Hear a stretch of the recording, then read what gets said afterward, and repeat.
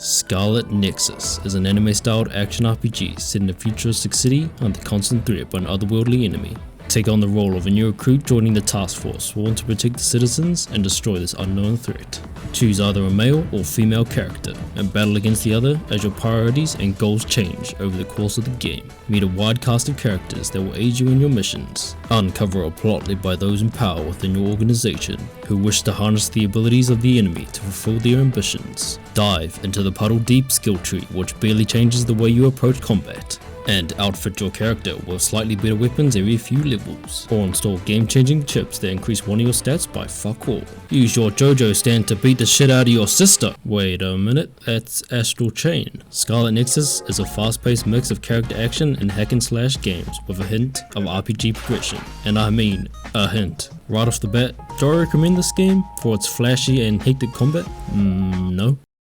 Does this game have a cast of interesting and lovable characters with a rich and entertaining story? Look like my father and my brother after 9 months. No.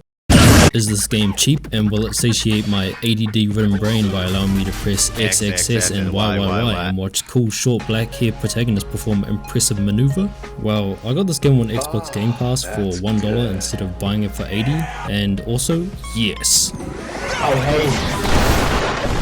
We're given the option of playing as Yuito Sumeragi, or Kasane Randall. Yuito specializes in close quarters attacks, while Kasane focuses on longer range psychokinesis attacks. But they're played pretty similar and both of them rely on throwing shit at enemies. The main difference between the two is their split narrative, where both follow the same overall story, but go about it in their own ways. And you won't know the full story unless you play both. So if it wasn't obvious, I like anime a little bit. And I find that anime games, especially Bandai Namco ones, always have generic characters and stories, so I'm not even going to bother experiencing this one in the game. However, I also really like watching YouTube or anime while playing games, so... You're wide open. Yeah, they made an anime out of this game and it's a one-for-one of the game's story. To briefly summarize the story, as it's nothing you haven't already seen before and isn't particularly interesting. There are creatures called Others that eat people, and OSF members like Yuito and Kasane fight them using brain powers. Basic Esper shit like telekinesis and pyrokinesis. The strongest member of the OSF, fucking Karen, is like, the government is bad, sparking an internal conflict that involves our heroes. Characters are surface level archetypes with no real motivations aside from, If you ever lay a hand on my sensei, I'll kill you! And side characters have almost no influence on the events of the story. To give an example of what kind of writing is in store for you, watch this. Our bonds give us strength. Courage!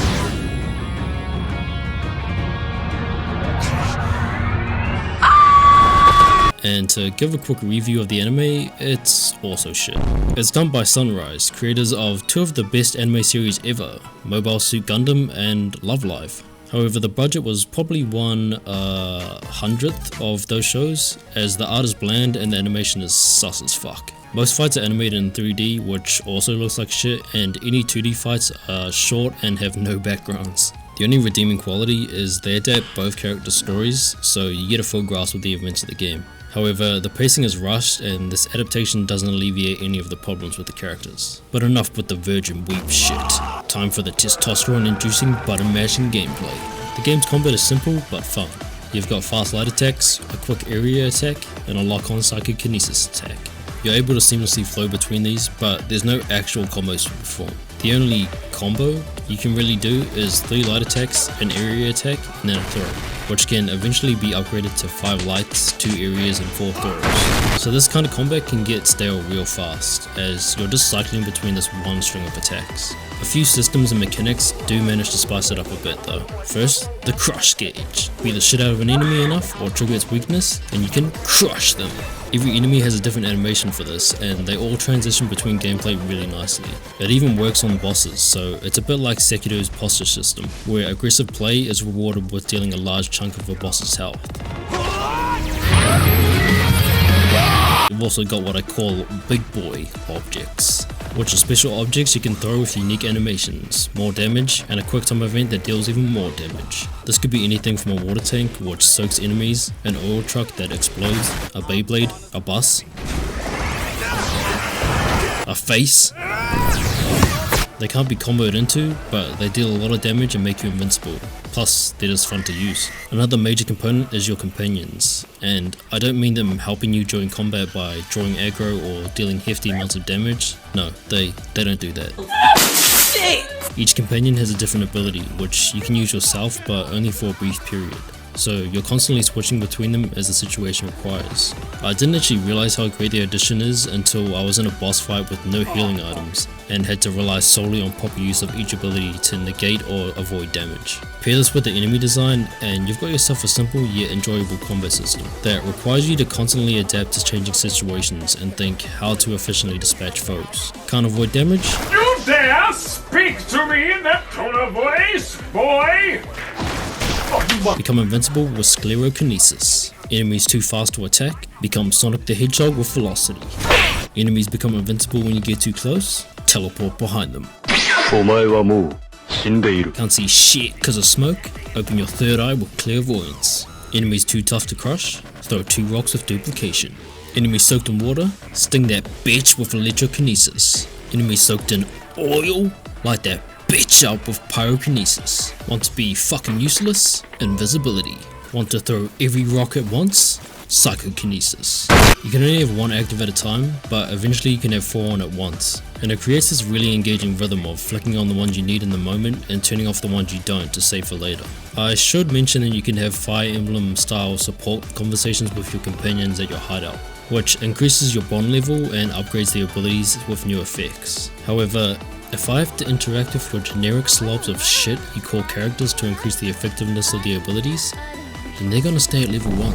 I should also mention that this game has a skill tree. This is where you'll unlock a few new attacks and slightly increase some stats. It doesn't do anything innovative and it doesn't change the way you approach combat. Lastly, we've got Brain Drive and Brain Field. Deal and take damage to fill up this gauge, and Brain Drive activates, making you attack faster and deal more damage. Now, this should be a form that you can activate whenever you choose, however, that is what Brain Field is.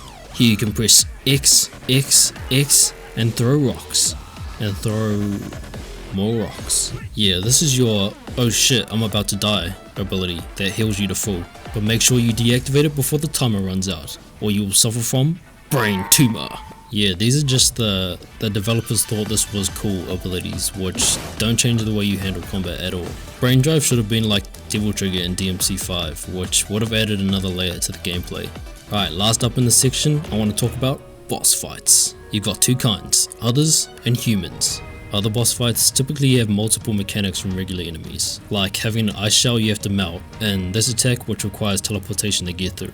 They don't feel like boss fights and more like regular enemies with way more health. The latter are human boss fights against characters like Kasane and her squad, or this rat. These ones suck, as all they do is run around like headless chickens and instantly attack you the frame you enter their range. They also have hyper armor until you've dealt enough damage to them, then you can actually attack them. They can also use Brain Field, which typically looks like this. There is no strategy for these fights, aside from damage boosting through their attacks with sclerokinesis and healing items. Also, you fight these guys about 3 times each with no variation, like Jesus fucking Christ. The only good boss is Mrs. Karen himself. Now, you also fight him 3 times throughout the game, however, these are done to show how powerful he is compared to you, as you're not meant to win the first 2 fights.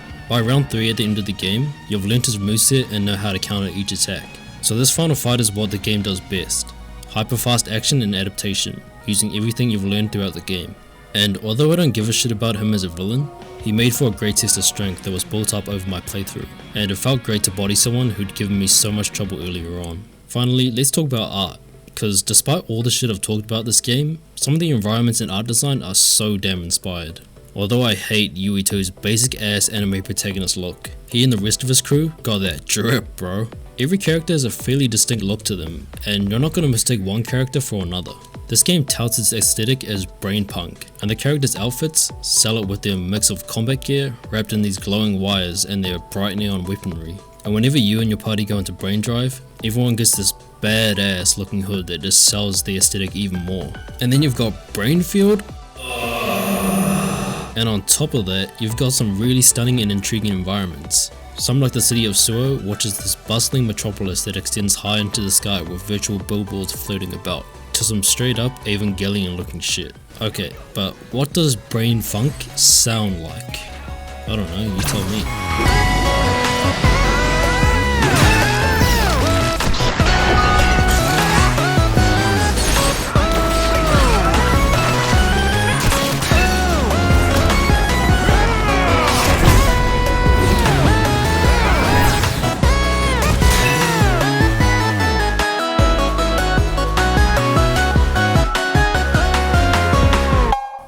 That's Scarlet Nexus, a flat average game that ended up being a lot better than I first imagined. I love the SAS system, as the constant juggling of abilities while battling different types of enemies fires off every neuron in my brain.